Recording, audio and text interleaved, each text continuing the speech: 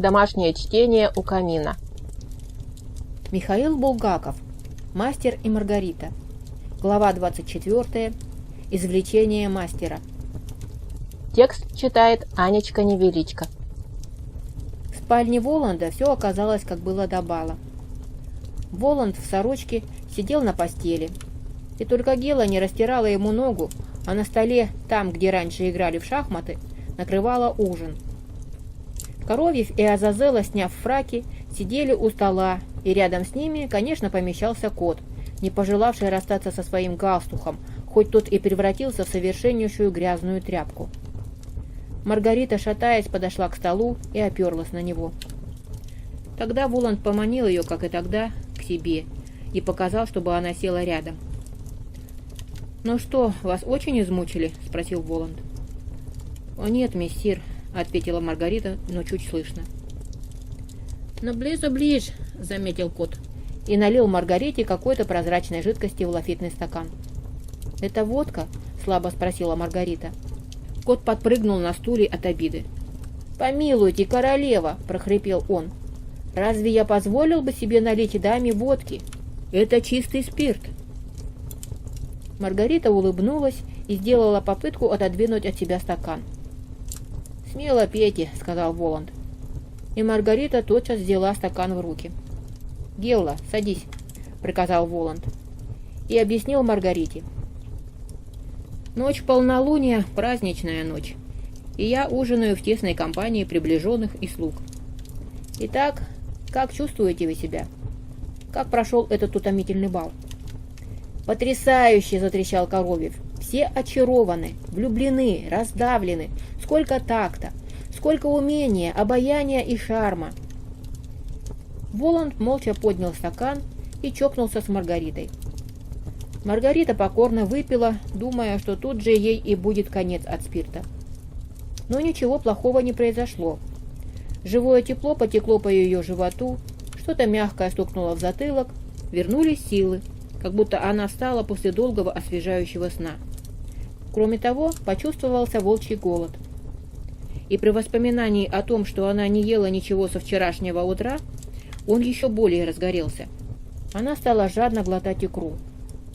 Бегемот отрезал ананаса, посолил его, поперчил, съел, и после этого так залихватски тяпнул вторую стопку спирта, что все зааплодировали. После второй стопки, выпитой Маргаритой, свечи в канделябрах разгорелись поярче, и в камине прибавилось пламени. Никакого опьянения Маргарита не чувствовала. Кусая белыми зубами мясо, Маргарита упивалась текущим из него соком и в то же время смотрела, как бегемот намазывает горчицей устрицу. «Ты еще винограду сверху положи», — тихо сказала Гелла, пихнув в бок кота. «Попрошу меня не учить», — ответил бегемот. «Сиживал за столом, не беспокойтесь, сиживал». «Ах, как приятно ужинать вот этак, при камельке, запросто!» — дребезжал Коровьев. «В тесном кругу». «Нет, Фагот», — возражал кот, — «бал имеет свою прелесть и размах». «Никакой прелести в нем нет, и размаха тоже. А эти дурацкие медведи, а также и тигры в баре своим ревом едва не довели меня до мигрени», — сказал Воланд. «Слушаю, мессир», — сказал кот. «Если вы находите, что нет размаха, и я немедленно начну держаться того же мнения». «Ты смотри», — ответил на это Воланд. «Я пошутил», — со смирением сказал кот. «А что касается тигров, то я их велю зажарить». «Тигров нельзя есть», — сказала Гелла. «Вы полагаете?» «Тогда прошу послушать», — отозвался кот. И, жмурясь от удовольствия, рассказал о том, как однажды он скитался в течение 19 дней в пустыне, и единственное, чем питался, это мясом убитого им тигра. Все с интересом прослушали это занимательное повествование, а когда бегемот кончил его, все хором воскликнули: «Вранье!» «Интереснее всего в этом вранье то, — сказал Воланд, — что оно вранье от первого до последнего слова». «Ах так, вранье!» — воскликнул кот, и все подумали, что он начнет протестовать, но он только тихо сказал: «История рассудит нас». «А скажите, — обратилась Марго, ожившая после водки, к Азазелло, Вы его застрелили, этого бывшего барона? Натурально, ответил Азазелла. Как же его не застрелить? Его обязательно надо застрелить. Я так взволновалась, воскликнула Маргарита. Это случилось так неожиданно. Ничего в этом нет неожиданного, возразил Азазелла. А Коровьев завыл и заныл. Как же не взволноваться? У меня у самого поджилки затряслись. Бух, раз, барон на бок. Со мной едва истерика не сделалась, добавил кот, облизывая ложку с икрой. Вот что мне непонятно, говорила Маргарита, и золотые искры от хрусталя прыгали у нее в глазах. Неужели снаружи не было слышно музыки и вообще грохота этого бала? Конечно, не было слышно, королева, объяснял Коровьев. Это надо делать так, чтобы не было слышно. Это поаккуратнее надо делать. Ну да. А то ведь дело в том, что этот человек на лестнице, вот когда мы проходили с Азазелла, и другой у подъезда. Я думаю, что он наблюдал за вашей квартирой. Верно, кричал Коровьев. Верно, дорогая Маргарита Николаевна, вы подтверждаете мои подозрения. Да, он наблюдал за квартирой. Я сам было принял его за рассеянного приват-доцента или влюбленного, томящегося на лестнице. Но нет, что-то сосало мое сердце. Ах, он наблюдал за квартирой. И другой у подъезда тоже. И тот, что был в подворотне, то же самое. А вот интересно, если вас придут арестовывать, спросила Маргарита. Непременно придут, очаровательная королева, непременно, отвечал Коровьев. Чует сердце, что придут не сейчас, конечно, но в свое время обязательно придут. Но полагаю, что ничего интересного не будет. «Ах, как я взволновалась, когда этот барон упал», — говорила Маргарита, по-видимому, до сих пор переживая убийство, которое она видела впервые в жизни. «Вы, наверное, хорошо стреляете?» «Подходяще», — ответил Азазелла. «А на сколько шагов?» — задала Маргарита Азазелла не совсем ясный вопрос. «Во что, смотря по тому», — резонно ответил Азазелла. «Одно дело попасть молотком в стекло критику Латунскому, и совсем другое дело ему же в сердце». «В сердце!» — восклицала Маргарита, почему-то беря за свое сердце. «В сердце!» — повторила она глухим голосом. «Что это за критик Латунский?» — спросил Воланд, прищурившись на Маргариту. Азазелла, Коровьев и Бегемот как-то стыдливо потупились, а Маргарита ответила краснее. «Есть такой один критик. Я сегодня вечером разнесла всю его квартиру». «Вот тебе раз. А зачем же?» «Он, мессир, — объяснила Маргарита, — побил одного мастера». «А зачем же было самой-то трудиться?» — спросил Воланд. «Разрешите мне, мессир!» — скричал радостно кот, вскакивая. «Да сиди ты!» — буркнул Азазелла, вставая. «Я сам сейчас съезжу». «Нет!» — воскликнула Маргарита. «Нет, умоляю вас, мессир, не надо этого». «Как угодно», — ответил Воланд, а Азазелла сел на свое место.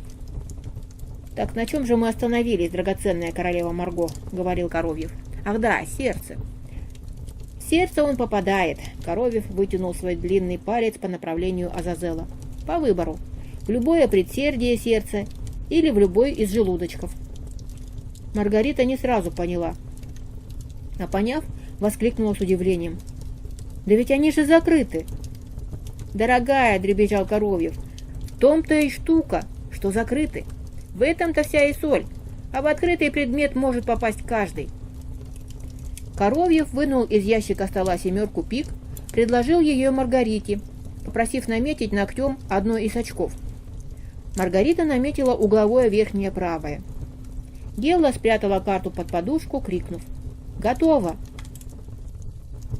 Азазелла, который сидел, отвернувшись от подушки, вынул из кармана фрачных брюк черный автоматический пистолет, положил дуло его на плечо и, не поворачиваясь к кровати, выстрелил, вызвав веселый испуг в Маргарите. Из-под простреленной подушки вытащили семерку. Намеченное Маргаритой очко было пробито. «Не желала бы я встретиться с вами, когда у вас в руках револьвер», — кокетливо поглядывая на Азазелла, сказала Маргарита. у нее была страсть ко всем людям, которые делают что-либо первоклассное. «Драгоценная королева!» – пищал Коровьев. «Я никому не рекомендую встретиться с ним, даже если у него и не будет никакого револьвера в руках. Даю слово чести бывшего регента и запевалы, что никто не поздравил бы этого встретившегося». Кот сидел насупившись во время опыта со стрельбой и вдруг объявил: «Берусь перекрыть рекорд с 7». Азазелло в ответ на это что-то прорычал. Но кот был упорен и потребовал не один, а 2 револьвера. Азазелло вынул второй револьвер из второго заднего кармана брюк и вместе с первым, презрительно кривя рот, протянул их хвостуну. Наметили 2 очка на 7. Кот долго приготовлялся, отвернувшись от подушки. Маргарита сидела, заткнув пальцами уши, и глядела на сову, дремавшую на каминной полке. Кот выстрелил из обоих револьверов, после чего сейчас же взвизгнула Гелла, убитая сова упала с камина, и разбитые часы остановились. Гелла, у которой одна рука была окровавлена, своим вцепилась в шерсть коту, а он ей в ответ в волосы, и они, свившись в клубок, покатились по полу. Один из бокалов упал со стола и разбился. «Оттащите от меня взбесившуюся чертовку!» — завыл кот, отбиваясь от Геллы, сидевшей на нем верхом. Дерущихся разняли. Коровьев подул на простреленный палец Геллы, и тот зажил. «Я не могу стрелять, когда под руку говорят!» — скричал бегемот и старался приладить на место выдранный у него на спине громадный клок шерсти. «Держу пари», — сказал Воланд, улыбаясь Маргарите, — «что проделал он эту штуку нарочно. Он стреляет порядочно». Гелла с котом помирились, и в знак этого примирения они поцеловались. Достали из-под подушки карту, проверили. Ни одно очко, кроме того, что было прострелено Азазелло, не было затронуто. «Этого не может быть», — утверждал кот, глядя сквозь карту на свет канделябра. Веселый ужин продолжался. Свечи оплывали в канделябрах. По комнате волнами распространялось сухое, душистое тепло от камина. Наевшуюся Маргариту охватило чувство блаженства. Она глядела, как сизые кольца от сигары Азазелло уплывали в камин, и как кот ловит их на конец шпаги. Ей никуда не хотелось уходить, хотя и было по ее расчетам уже поздно. Судя по всему, время подходило к 6 утра. Воспользовавшись паузой, Маргарита обратилась к Воланду и робко сказала: «Пожалуй, мне пора. Поздно». «Куда же вы спешите?» — спросил Воланд вежливо, но суховато. Остальные промолчали, делая вид, что увлечены сигарными дымными кольцами. «Да пора», — совсем смутившись от этого, повторила Маргарита и обернулась, как будто ища накидку или плащ. Ее нагота вдруг стала ее стеснять. Она поднялась из-за стола. Воланд молча снял с кровати свой вытертый и засаленный халат, а Коровьев набросил его Маргарите на плечи. «Благодарю вас, миссир», — чуть слышно сказала Маргарита и вопросительно поглядела на Воланда. Тот в ответ улыбнулся ей вежливо и равнодушно. Черная тоска как-то сразу подкатила к сердцу Маргариты. Она почувствовала себя обманутой. Никакой награды за все ее услуги на балу никто, по-видимому, ей не собирался предлагать, как никто ее и не удерживал. А между тем ей совершенно ясно было, что идти ей отсюда больше некуда. Мимолетная мысль о том, что придется вернуться в особняк, вызвала в ней внутренний взрыв отчаяния. Попросить, что ли, самой, как искушающе советовал Азазелло в Александровском саду? «Нет, ни за что», — сказала она себе. «Всего хорошего, мессир», — произнесла она вслух. А сама подумала: «Только бы выбраться отсюда, а там уж я дойду до реки и утоплюсь». «Сядьте-ка», — вдруг повелительно сказал Воланд. Маргарита изменилась в лице и села. «Может быть, что-нибудь хотите сказать на прощание?» «Нет, ничего, мессир», — с гордостью ответила Маргарита. «Кроме того, что если я еще нужна вам, то я готова охотно исполнить все, что вам будет угодно. Я ничуть не устала и очень веселилась на балу. Так что если бы он и продолжался еще, я охотно бы предоставила мое колено для того, чтобы к нему прикладывались 1000 висельников и убийц». Маргарита глядела на Воланда, как сквозь пелену. Глаза ее наполнялись слезами. «Верно, вы совершенно правы», — гулко и страшно прокричал Воланд. «Так и надо». «Так и надо», — как эхо повторила свита Воланда. «Мы вас испытывали», — продолжал Воланд. «Никогда и ничего не просите. Никогда и ничего. И в особенности у тех, кто сильнее вас. Сами предложат и сами все дадут. Садитесь, гордая женщина». Воланд сорвал тяжелый халат с Маргариты. И опять она оказалась сидящей рядом с ним на постели. «Итак, Марго», — продолжал Воланд, смягчая свой голос, — «чего вы хотите за то, что сегодня вы были у меня хозяйкой? Чего желаете за то, что провели этот бал ногой? Во что вы цените свое колено? Каковы убытки от моих гостей, которых вы сейчас наименовали висельниками? Говорите». «И теперь уж говорите без стеснения, ибо предложил я». Сердце Маргариты застучало, она тяжело вздохнула, стала соображать что-то. «Ну что же, смелее», — поощрял Воланд, — «будите свою фантазию, пришпоривайте ее. Уж одно присутствие при сцене убийства этого отпетого негодяя-барона стоит того, чтобы человека наградили, в особенности, если этот человек — женщина. Ну-с». Дух перехватило у Маргариты, и она уж хотела выговорить заветные и приготовленные в душе слова, как вдруг побледнела, раскрыла рот и вытаращила глаза. «Фрида! Фрида! Фрида!» — прокричал ей в уши чей-то назойливый молящий голос. «Меня зовут Фрида!» И Маргарита, спотыкаясь на словах, заговорила. «Так я, стало быть, могу попросить об одной вещи?» «Потребовать, моя Донна», — отвечал Воланд, понимающе улыбаясь. «Потребовать одной вещи». Ах, как ловко и отчетливо Воланд подчеркнул, повторяя слова самой Маргариты. «Одной вещи». Маргарита вздрогнула еще раз и сказала: «Я хочу, чтобы Фриде перестали подавать тот платок, которым она удушила своего ребенка». Кот возвел глаза к небу и шумно вздохнул, но ничего не сказал, очевидно помня накрученное на балу ухо. «Ввиду того, — заговорил Воланд, усмехнувшись, — что возможность получения вами взятки от этой дуры Фриды совершенно, конечно, исключена, ведь это было бы несовместимо с вашим королевским достоинством. Я уж не знаю, что и делать. Остается, пожалуй, одно — обзавестись тряпками и заткнуть ими все щели моей спальни». «О чем вы говорите, мессир?» — изумилась Маргарита, выслушав эти действительно непонятные слова. «Совершенно с вами согласен, мессир», — вмешался в разговор кот. «Именно тряпками». И в раздражении кот стукнул лапой по столу. «Я о милосердии говорю», — объяснил свои слова Воланд, не спуская с Маргариты огненного глаза. «Иногда совершенно неожиданно и коварно оно пролезает в самые узкие щелки. Вот я и говорю о тряпках». «И я об этом же говорю!» — воскликнул кот и на всякий случай отклонился от Маргариты, прикрыв вымазанными в розовом креме лапами свои острые уши. «Пошел вон!» — сказал ему Воланд. «Я еще кофе не пил!» — ответил кот. «Как же это я уйду? Неужели, мессир, в праздничную ночь гостей за столом разделяют на два сорта? Одни первой, а другие, как выражается этот грустный скупердяй-буфетчик, второй свежести?»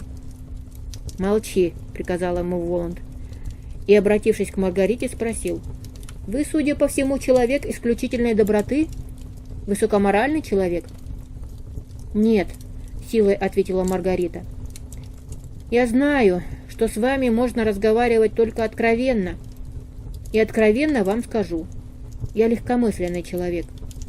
Я попросила вас за Фриду только потому, что имела неосторожность подать ей твердую надежду. Она ждет, мессир, она верит в мою мощь. И если она останется обманутой, я попаду в ужасное положение. Я не буду иметь покоя всю жизнь. Ничего не поделаешь, так уж вышло». «А, — сказал Воланд, — это понятно». «Так вы сделаете это?» — тихо спросила Маргарита. «Ни в коем случае», — ответил Воланд. «Дело в том, дорогая королева, что тут произошла маленькая путаница. Каждое ведомство должно заниматься своими делами. Не спорю, наши возможности довольно велики.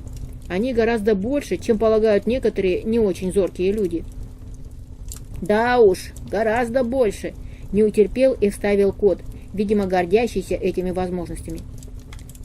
«Молчи, черт тебя возьми», — сказал ему Воланд, и продолжал, обращаясь к Маргарите. «Но просто какой смысл в том, чтобы сделать то, что полагается делать другому, как я выразился, ведомству? Итак, я этого делать не буду, а вы сделаете сами». «А разве, по-моему, исполнится?» Азазелла иронически скосил кривой глаз на Маргариту и незаметно покрутил рыжей головой и фыркнул. «Да делайте же, вот мучение!» – пробормотал Воланд и, повернув глобус, стал всматриваться в какую-то деталь на нем, по-видимому, занимаясь и другим делом во время разговора с Маргаритой. «Ну, Фрида!» – подсказал Коровьев. «Фрида!» – пронзительно крикнула Маргарита. Дверь распахнулась, и растрепанная, нагая, но уже без всяких признаков хмеля женщина с уступленными глазами вбежала в комнату и простерла руки к Маргарите. А та сказала величественно: «Тебя прощают. Не будут больше подавать платок». Послышался вопль Фриды. Она упала на пол ничком и простерлась крестом перед Маргаритой. Волод махнул рукой, и Фрида пропала из глаз. «Благодарю вас. Прощайте», — сказала Маргарита и поднялась. «Ну что ж, бегемот», — заговорил Воланд, — «не будем наживаться на проступке непрактичного человека в праздничную ночь». Он повернулся к Маргарите. «Итак, это не в счет. Я ведь ничего не делал. Что же вы хотите для себя?» Наступило молчание, и прервал его Коровьев, который зашептал на ухо Маргарите: «Алмазная Донна, на сей раз советую вам быть поблагоразумнее, а то ведь фортуна может и ускользнуть». «Я хочу, чтобы мне сейчас же, сию секунду вернули моего любовника, мастера», — сказала Маргарита, и лицо ее исказилось судорогой. Тут в комнату ворвался ветер, так что пламя свечей в канделябрах легло. Тяжелая занавеска на окне отодвинулась, распахнулось окно, и в далекой высоте открылась полная, но не утренняя, а полночная луна. От подоконника на пол лег зеленоватый платок ночного света, и в нем появился ночной Иванушкин гость, называющий себя мастером. Он был в своем больничном одеянии, в халате, туфлях и черной шапочке, с которой не расставался. Небритое лицо его дергалось гримасой. Он сумасшедше пугливо косился на огни свечей, а лунный поток кипел вокруг него. Маргарита сразу узнала его, простонала, всплеснула руками и подбежала к нему. Она целовала его в лоб, в губы, прижималась к колючей щеке, и долго сдерживаемые слезы теперь бежали ручьями по ее лицу. Она произносила только одно слово, бессмысленно повторяя его: «Ты, ты, ты». Мастер отстранил ее от себя и глухо сказал: «Не плачь, Марго, не терзай меня. Я тяжко болен». Он ухватился за подоконник рукою, как бы собираясь вскочить на него и бежать.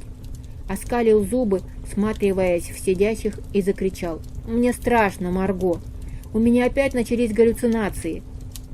Рыдания душили Маргариту. Она шептала, давясь словами: «Нет, нет, нет, не бойся ничего! Я с тобою! Я с тобою!» Коровьев ловко и незаметно подпихнул к мастеру стул, и тот опустился на него. А Маргарита бросилась на колени, прижалась к боку больного и так затихла. В своем волнении она не заметила, что нагота ее как-то внезапно кончилась. На ней теперь был шелковый черный плащ. Больной опустил голову и стал смотреть в землю угрюмыми больными глазами. «Да», — заговорил после молчания Воланд, — «его хорошо отделали». Он приказал Коровьеву: «Дай-ка, рыцарь, этому человеку чего-нибудь выпить». Маргарита упрашивала мастера дрожащим голосом: «Выпей, выпей, ты боишься? Нет-нет, верь мне, что тебе помогут». Больной взял стакан и выпил то, что было в нем. Но рука его дрогнула, и опустивший стакан разбился у его ног. К счастью», — зашептал Коровьев Маргарите, — «смотрите, он уже приходит в себя». Действительно, взор больного стал уже не так дик и беспокоен. «Ну это ты, Марго?» – спросил лунный гость. «Не сомневайся, это я», – ответила Маргарита. «Еще», – приказал Воланд. После того, как мастер осушил второй стакан, его глаза стали живыми и осмысленными.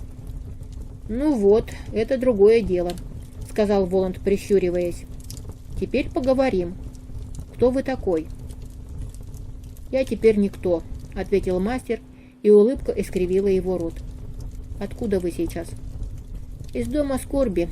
Я душевно больной», — ответил пришелец.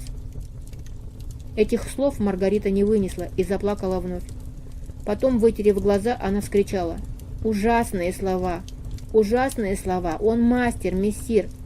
Я вас предупреждаю об этом! Вылечите его! Он стоит этого!» «Вы знаете, с кем вы сейчас говорите?» — спросил у пришедшего Воланд. «У кого вы находитесь?» «Знаю», — ответил мастер. «Моим соседом в сумасшедшем доме был этот мальчик, Иван Бездомный. Он рассказал мне о вас». «Как же», — отозвался Воланд. «Я имел удовольствие встретиться с этим молодым человеком на Патриарших прудах. Он едва самого меня не свел с ума, доказывая мне, что меня нету. Но вы-то верите, что это действительно я?» «Приходится верить», — сказал пришелец.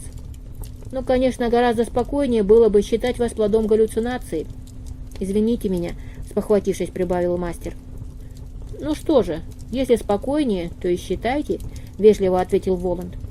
«Нет-нет», — испуганно говорила Маргарита и трясла мастера за плечо. «Опомнись, перед тобой действительно он». Кот ввязался и тут. «А я действительно похож на галлюцинацию. Обратите внимание на мой профиль в лунном свете». Кот полез в лунный столб и хотел что-то еще говорить, но его попросили замолчать. И он, ответив: «Хорошо, хорошо, готов молчать. Я буду молчаливой галлюцинацией», замолчал. «А скажите, почему Маргарита вас называет мастером?» — спросил Воланд. Тот усмехнулся и сказал: «Это простительная слабость. Она слишком высокого мнения о том романе, который я написал». «О чем роман?» «Роман о Понтии Пилате». Тут опять закачались и запрыгали язычки свечей. Задребезжала посуда на столе.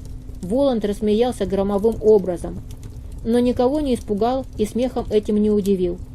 Бегемот почему-то зааплодировал. «О чем? О чем? О ком?» — заговорил Воланд, перестав смеяться. «Вот теперь это потрясающе! И вы не могли найти другой темы? Дайте-ка посмотреть». Воланд протянул руку ладонью кверху. «Я, к сожалению, не могу этого сделать», — ответил мастер, «потому что я сжег его в печке». «Простите, не поверю», — ответил Воланд. «Этого быть не может. Рукописи не горят». Он повернулся к бегемоту и сказал: «Ну-ка, бегемот, дай сюда роман». Кот моментально вскочил со стула, и все увидели, что он сидел на толстой пачке рукописей. Верхний экземпляр кот с поклоном подал Воланду. Маргарита задрожала и закричала, волнуясь до слез: «Вот она, рукопись! Вот она!» Она кинулась к Воланду и восхищенно добавила: «Всесилен! Всесилен!» Воланд взял в руки поданный ему экземпляр, повернул его, отложил в сторону и молча, без улыбки, уставился на мастера. Но тот, неизвестно от чего, впал в тоску и беспокойство, поднялся со стула, заломил руки и, обращаясь к далекой луне, вздрагивая, начал бормотать: «И ночью при луне мне нет покоя. Зачем потревожили меня?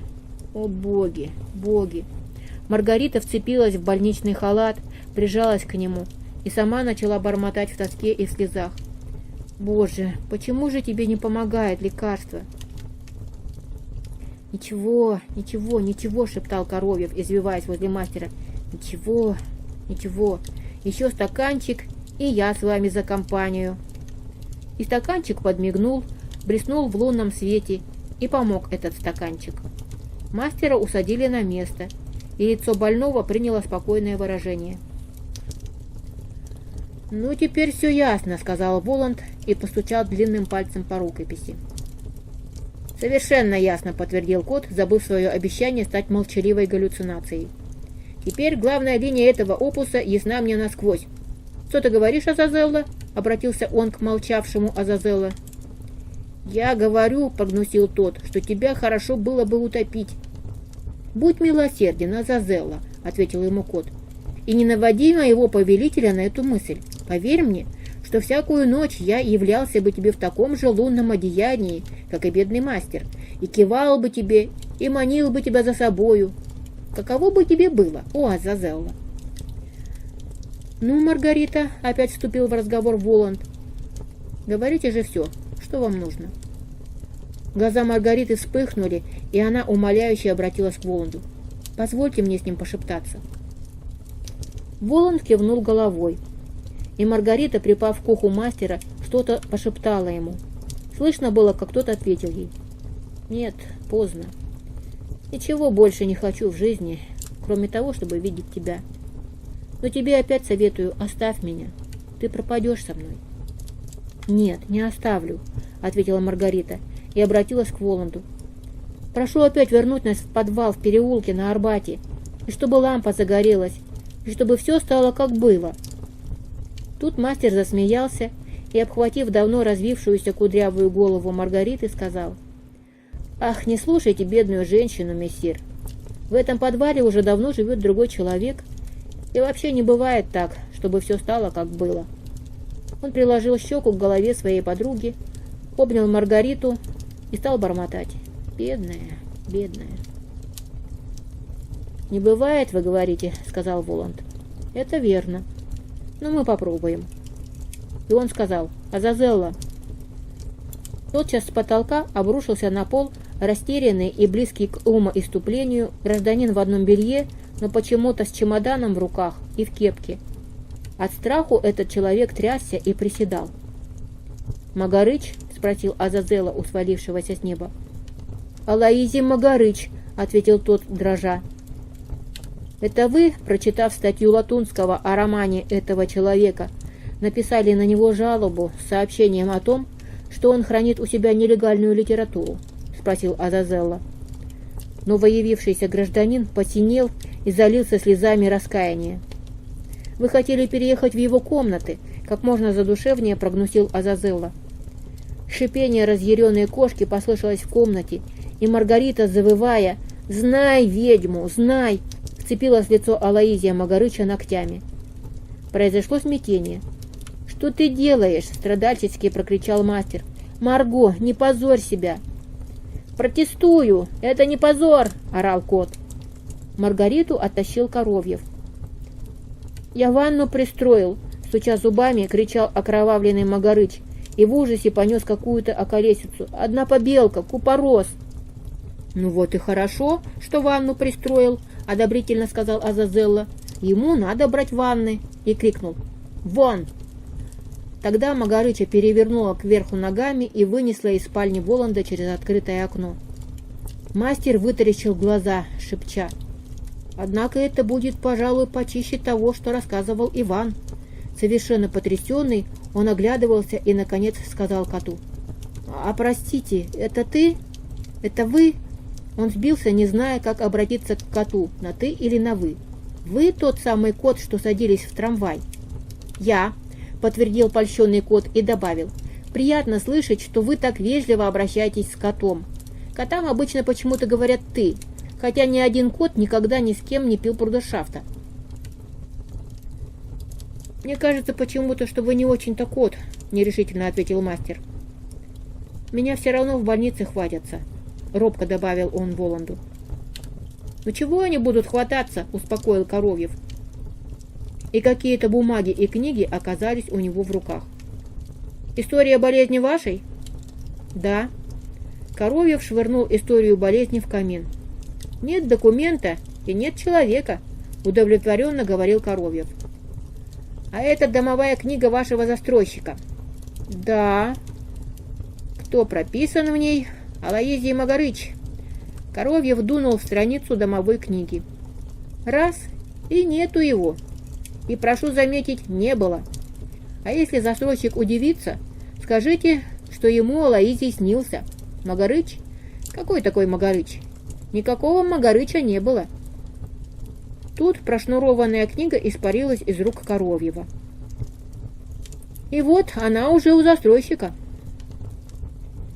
«Вы правильно сказали», — говорил мастер, пораженный чистотой работы Коровьева, «что раз нет документа, нету и человека. Вот именно меня-то и нет. У меня нет документа». «Я извиняюсь», — скричал Коровьев. «Это именно галлюцинация. Вот он, ваш документ». И Коровьев подал мастеру документ. Потом он завел глаза и сладко прошептал Маргарите: «А вот и ваше имущество, Маргарита Николаевна». И он подал Маргарите тетрадь с обгоревшими краями, засохшую розу, фотографию и с особой бережностью сберегательную книжку. 10 тысяч, как вы изволили внести, Маргарита Николаевна. Нам чужого не надо». «У меня скорее лапы отсохнут, чем я прикоснусь к чужому», — напыжившись, воскликнул кот, танцуя на чемодане, чтобы умять в него все экземпляры злополучного романа. «И ваш документик также», — продолжал Коровьев, подавая Маргарите документ. И затем, обратившись к Воланду, почтительно доложил: «Все, мессир?» «Нет, не все», — ответил Воланд, отрываясь от глобуса. «Куда прикажете, моя дорогая Донна, девать вашу свиту? Мне она лично не нужна». Тут в открытую дверь вбежала Наташа, как была нагая, всплеснула руками и закричала Маргарите: «Будьте счастливы, Маргарита Николаевна!» Она закивала головой мастеру и опять обратилась к Маргарите: «Я ведь знала все, куда вы ходите». «Домработницы все знают», — заметил кот, многозначительно поднимая лапу. «Это ошибка думать, что они слепые». «Что ты хочешь, Наташа?» — спросила Маргарита. «Возвращайся в особняк». «Душенька, Маргарита Николаевна», — умоляюще заговорила Наташа и стала на колени. «Упросите их», — она покосилась на Воланда, — «чтоб меня ведьмой оставили. Не хочу я больше в особняк. Ни за инженера, ни за техника не пойду. Мне господин Жак вчера на балу сделали предложение». Наташа разжала кулак и показала какие-то золотые монеты. Маргарита обратила вопросительный взор к Воланду. Тот кивнул головой. Тогда Наташа кинулась на шею Маргарите, звонко ее расцеловала и, победно вскрикнув, улетела в окно. На месте Наташи оказался Николай Иванович. Он приобрел свой прежний человеческий облик, но был чрезвычайно мрачен и даже, пожалуй, раздражен. «Вот кого с особенным удовольствием отпущу», — сказал Воланд, с отвращением глядя на Николая Ивановича. «С исключительным удовольствием, настолько он здесь лишний». «Я очень прошу выдать мне удостоверение», — заговорил, дико оглядываясь, Николай Иванович, но с большим упорством, «о том, где я провел предыдущую ночь». «На какой предмет?» — сурово спросил кот. «На предмет предоставления милиции и супруги», — твердо сказал Николай Иванович. «Удостоверение мы обычно не даем», — ответил кот, насупившись. «Но для вас, так и быть, сделаем исключение». И не успел Николай Иванович опомниться, как голая Гелла уже сидела за машинкой, а кот диктовал ей: «Сим удостоверяю, что предъявитель всего Николай Иванович провел упомянутую ночь на балу у сатаны, будучи привлечен туда в качестве перевозочного средства. Поставь, Гелла, скобку. В скобке пиши: Боров. Подпись: Бегемот». «А число?» – пискнул Николай Иванович. «Чисел не ставим. С числом бумага станет недействительной», – отозвался кот. Подмахнул бумагу, откуда-то добыл печать, по всем правилам подышал на нее, оттиснул на бумаге слово «уплочено» и вручил бумагу Николаю Ивановичу. После этого Николай Иванович бесследно исчез, а на месте его появился новый неожиданный человек. «Это еще кто?» – брезгливо спросил Воланд, рукой заслоняясь от света свечей. Варенуха повесил голову и вздохнул и тихо сказал: «Отпустите обратно. Не могу быть вампиром. Ведь я тогда римского едва насмерть с Гелой не уходил. Я не кровожадный. Отпустите». «Это что еще за бред?» – спросил морща лицо Воланд. «Какой такой римский? Что это еще за чепуха?» «Не извольте беспокоиться, мессир», — отозвался Азазелла и обратился к Варенухе. «Хамить не надо по телефону, лгать не надо по телефону. Понятно? Не будете больше этим заниматься? От радости Все помутилось в голове у Варенухи, лицо его засияло, и он, не помня, что говорит, забормотал. Истинным, то есть я хочу сказать, ваше сейчас же после обеда. Варенуха прижимал руки к груди, с мольбой глядел на Азазела. «Ладно, домой», — ответил тот, и Варенуха растаял. «Теперь все оставьте меня одного с ними», — приказал Воланд, указывая на мастера и Маргариту. Приказание Воланда было исполнено мгновенно. После некоторого молчания Воланд обратился к мастеру. «Так стало быть, в Арбатский подвал? А кто же будет писать? А мечтания, вдохновение?» «У меня больше нет никаких мечтаний, и вдохновения тоже нет», — ответил мастер. «Ничто меня вокруг не интересует, кроме нее». Он опять положил руки на голову Маргариты. «Меня сломали, мне скучно, и я хочу в подвал». «А ваш роман, Пилат?» «Он мне ненавистен, этот роман», — ответил мастер. «Я слишком много испытал из-за него». «Я умоляю тебя», — жалобно попросила Маргарита, — «не говори так. За что же ты меня терзаешь? Ведь ты знаешь, что я всю жизнь вложила в эту твою работу». Маргарита добавила, еще обратившись к Воланду. «Не слушайте его, мессир, он слишком замучен». «Ну ведь надо же что-нибудь описывать», — говорил Воланд. «Если вы исчерпали этого прокуратора, ну начните изображать хотя бы этого Алоизия». Мастер улыбнулся. «Этого Лапшенникова не напечатает. Да кроме того, это и не интересно». «А чем же вы будете жить? Ведь придется нищенствовать». «Охотно, охотно», — ответил мастер, притянул к себе Маргариту, обнял ее за плечи и прибавил. «Она, разумеется, уйдет от меня».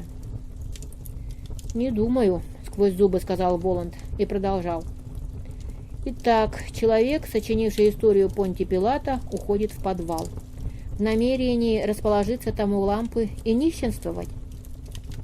Маргарита отделилась от мастера и заговорила очень горячо.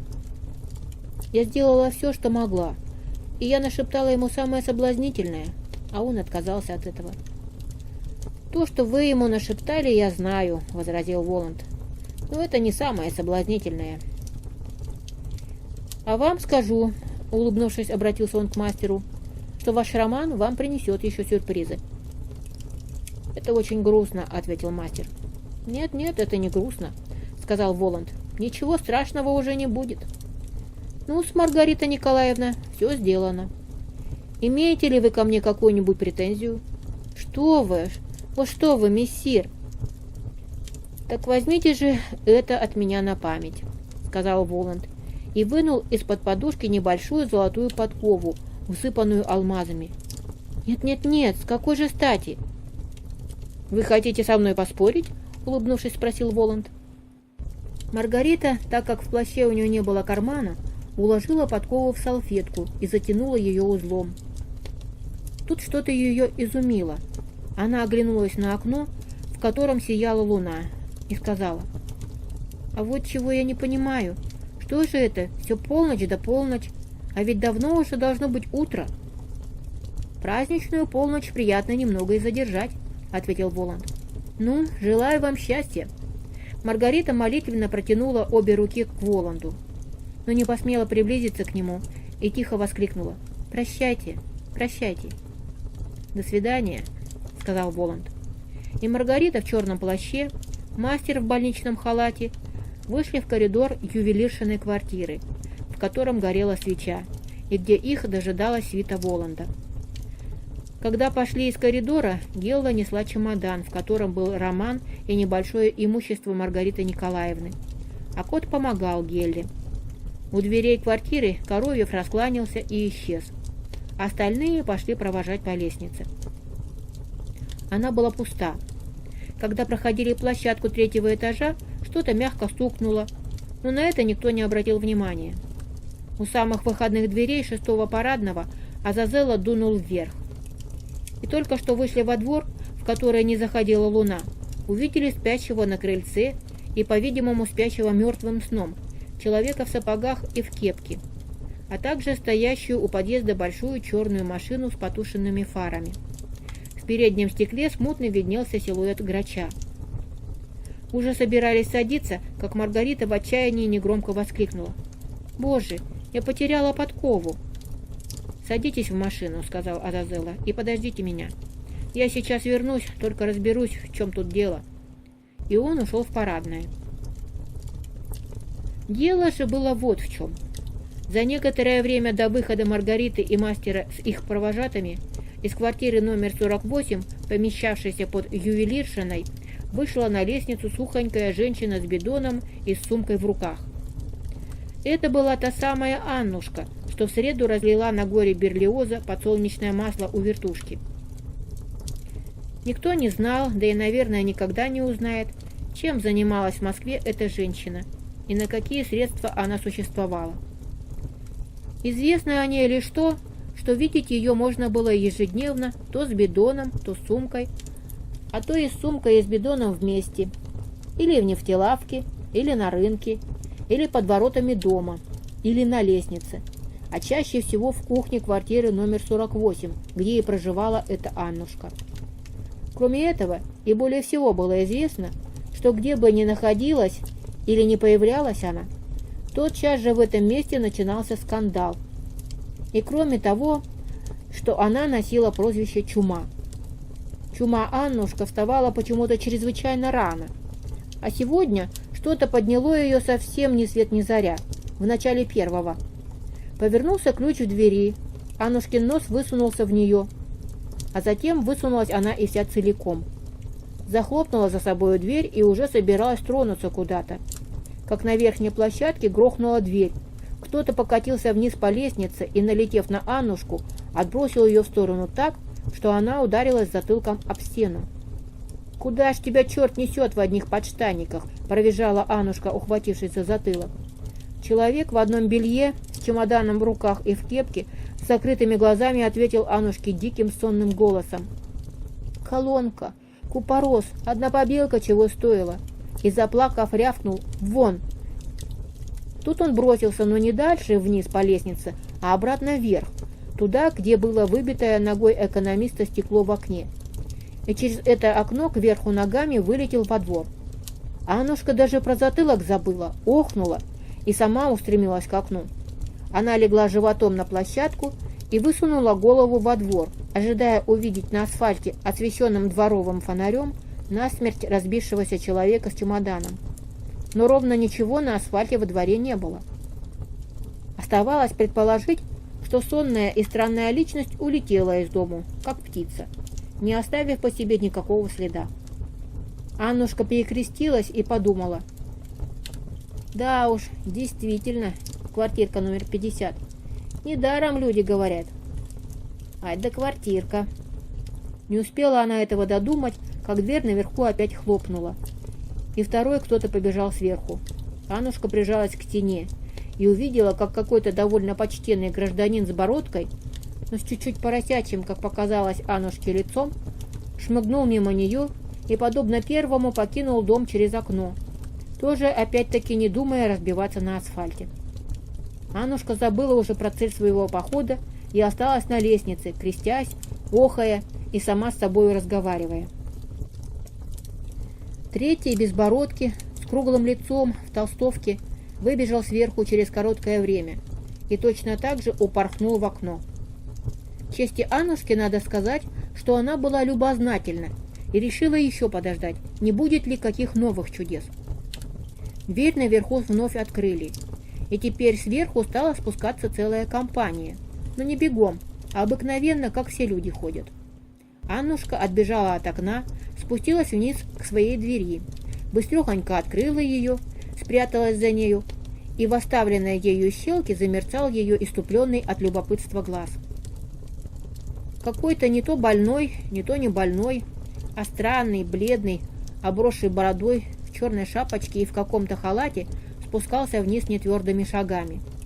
Его бережно вела под руку какая-то дамочка в черной рясе, как показалось Аннушке в полутьме. Дамочка не то босая, не то в каких-то прозрачных, видимо, заграничных, в клочья изодранных туфлях. Тьфу ты, что в туфлях? Ты ведь дамочка-то голая. Ну да, Ряса накинута прямо на голое тело. Ай да квартирка.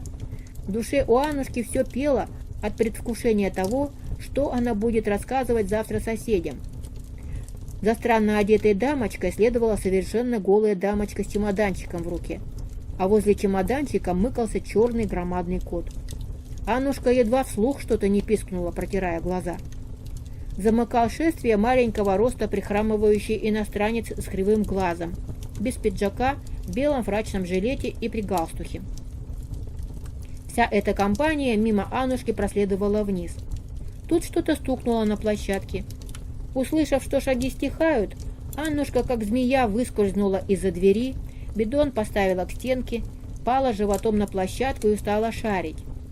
В руках у нее оказалась салфеточка с чем-то тяжелым. Глаза Аннушки полезли на лоб, когда она развернула сверточек. Аннушка к самым глазам подносила драгоценность, и глаза эти горели совершенно волчьим огнем. В голове у Аннушки образовалась вьюга. Знать ничего не знаю, ведать ничего не ведаю. К племяннику или распилить ее на куски? Камушки-то можно выковырять. И по одному камушку. Один на Петровку, другой на Смоленский.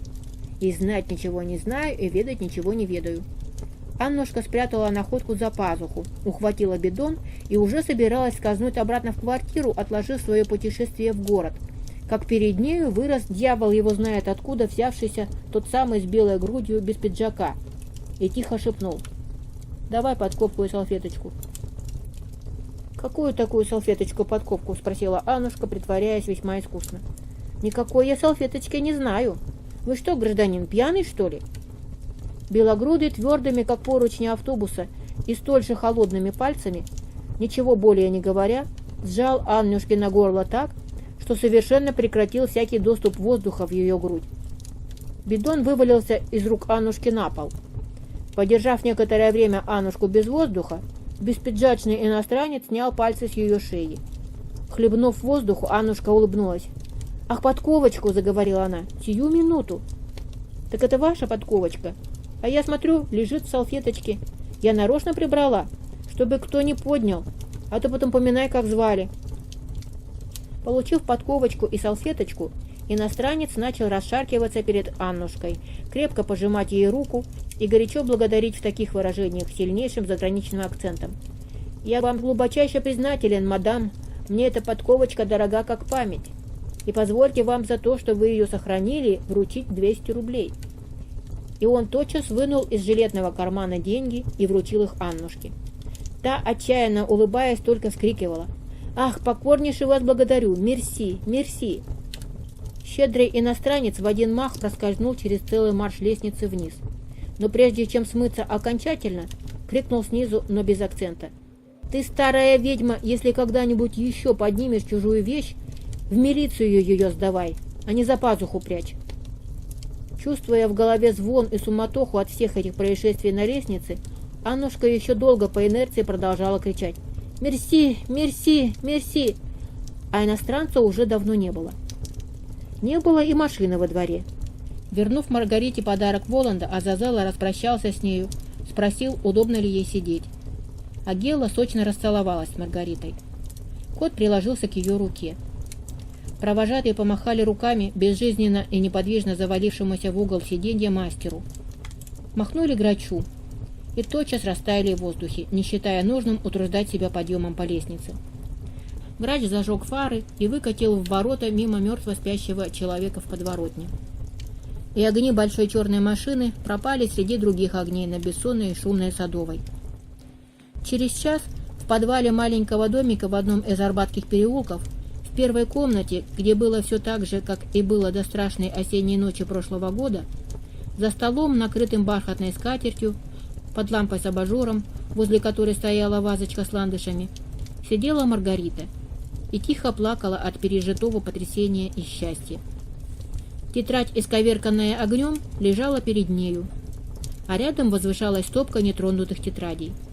Домик молчал. В соседней маленькой комнате на диване, укрытый больничным халатом, лежал в глубоком сне мастер. Его ровное дыхание было беззвучно. Наплакавшись, Маргарита взялась за нетронутые тетради и нашла то место, что что перечитывала перед свиданием с Азазелло под Кремлевской стеной.